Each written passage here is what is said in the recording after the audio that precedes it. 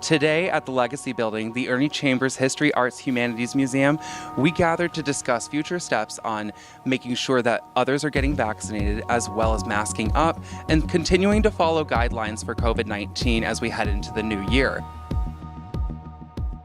I came out here because it never hurts to learn something new, and by the grace of God, me and my kids have never had COVID, but I am vaccinated. I got the first and the second shot, but I do follow protocol since the beginning by keeping me and my kids safely away from everybody. The only people that really go around would be my family, but even half of the time not that, because my mom and my dad both have had COVID, but my dad's in remission from prostate for the last 6 years, and then I have a 1-year-old at home and other kids, so it's like I try to follow every protocol to make sure like my kids don't get sick or I keep myself, out of the way so that way I don't bring it.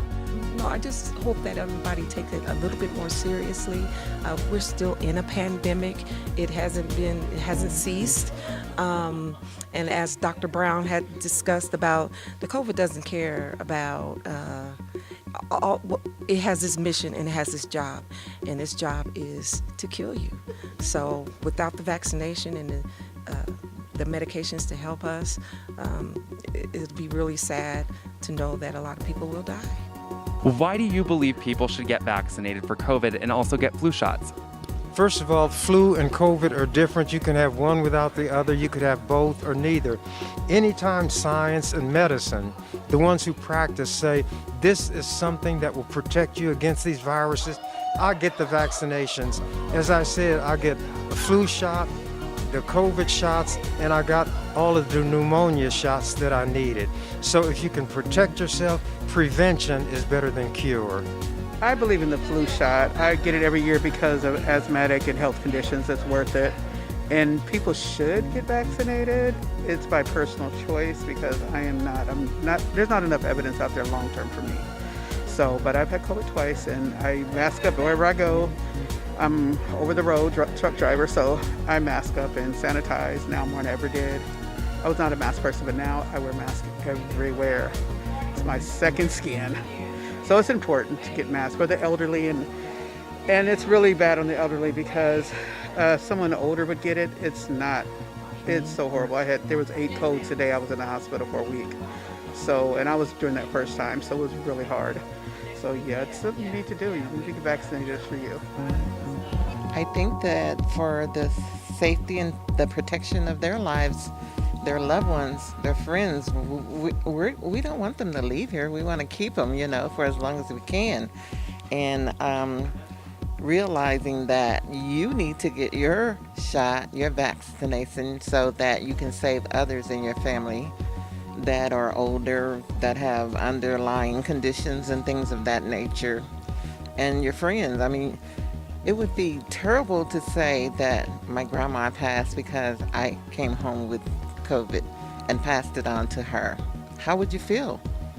Well, I think it's because you want to protect yourself against other people and your family. So I've gotten vaccinated.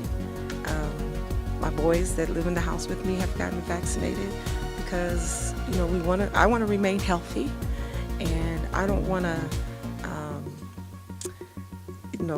have COVID-19 and spread it to other people.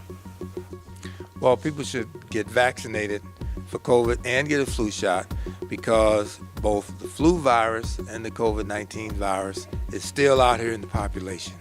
And we're entering into the winter months, into the flu season, and people are coming closer together, and that is when the virus has an opportunity to spread. It's important to be knowledgeable, to have information on things such as like COVID-19 that you may not necessarily get at home. And then that it's important to stay masked up, sanitize your hands, sanitize your surfaces at home, and to not just protect yourself, but also be in a position of protecting your family.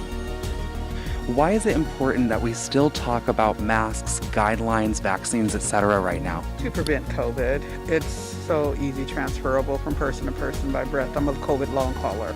And I just stood in a child's presence for a few minutes. The worker didn't acknowledge she had COVID, and it almost killed me. And I've had Omicron COVID also as secondary. So consider I had COVID in my lungs and double pneumonia. So I'm a COVID long hauler now. So that's why it is prevent, because I was only in her presence for 5 minutes and it was just the breath outside. It got me. Stay away from large crowds, for real. That's all I know, because I went to a funeral. Who would think they'd get it at COVID at the funeral? I did. So I try to stay away from large crowds, and if I do go around large crowds, I wear my mask. And other than that, that's that. Well, we should keep talking about the mask, because the mask is the one way that we can protect ourselves from breathing in the particles from other people who may be infected. And so now that we're into the holiday season, which I say begins at Halloween, which is a couple of weeks from now, we're going into Halloween, we're going into Thanksgiving, we're going to do Christmas and New Year's. People are going to be coming together and in each other's company, and it is important that they wear a mask in those groups where they aren't sure whether other people are infected or not. And we know that when we're close to each other, the opportunity for small particles to spread amongst people, it can happen. So I encourage everybody to wear that mask whenever they feel like they should, to protect themselves. Senator Chambers, do you feel that events like this need to happen more often as we approach winter and going into next year? I think even before we go into winter, anything that gives information about COVID or SARS, the virus as I call it, that's warranted, and there ought to be more of these everywhere in this country. I haven't seen a lot of like this, but they do need to be more events like this to keep COVID aware on the front line, because right now it's just been brushed back with media and everything else. It's just like, well, there's no more pandemic, now we shut everything down. But there still is a pandemic, just don't acknowledge it because it's not worth the money now. So, but it's still something that's killing all of us, and we need more events like this in our community just to keep raise the awareness and keep it out on the front line. We need a lot more events like this. People are starting to gather more, and when we can find them gathering, we need to talk to them about what's going on, because a lot of people still don't understand how the virus works or how the flu works, and that when they're together and in the presence of each other, it's a good time to talk to them. I think in the very beginning, I don't think we all knew or understood the impact that it would have in the long run. I think we all treated it as sort of like the flu, that, okay, we'll get a couple of sniffles, we'll get sick, and then we'll get better. And we didn't realize, or maybe I should say I didn't realize, till today, in hearing the numbers of deaths across the United States, across the state of Nebraska, and then in Douglas County. And then to know that on one given day, that 3,000 people died in one day due to this virus. That lets you know just how dangerous it is and how important it is to mask up and to sanitize and to wash your hands. I'll just be glad when it's over with, because I had the COVID before, and thank God I got over it. And coming through little meetings like this, you learn more and more and more. Like I said, I just want it to be over with, but it look like it's not going to be over with in one day or whatever. But I'll be glad when it's over with. The virus is real. Its only mission is to kill. Thanks so much for watching. I'm Amber Rodriguez with EWC Communications, and I hope you learned something new.